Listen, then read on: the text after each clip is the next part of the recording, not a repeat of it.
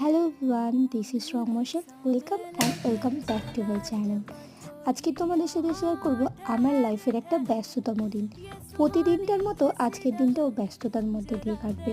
চলো দিনটা শুরু করা যাক।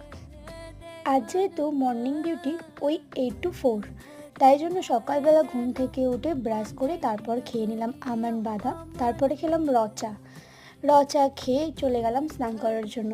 আর আজকে একদমই ভাত করতে ইচ্ছা হচ্ছিল না, তাই ভাবলাম পরোটা করে নিই আর আলু ভাজা, যেটা সব থেকে বড় ভুল আজকে। এবার এটা কেন ভুল, তার একটাই কারণ, যেহেতু আমি ময়দার পরোটা বানিয়েছিলাম তাই ওটা ভীষণ শক্ত হয়ে গেছিলো আর আমি লাঞ্চে খেতেই পারিনি। এবার এরকম ছোট বড় অনেক ভুল জীবনে হবে। প্রথম শিফট হয়েছি, তো সেগুলো ভেবে তো মন খারাপ করলে হবে না। তাই সেটাকে মুভ অন করে বিকালে বেরিয়ে পড়লাম বাজার করতে। অনেক সবজি বাজার করে রাতে বসিয়ে দিলাম রান্না। ভিডিওটা কেমন লাগলো জানিও। বাই।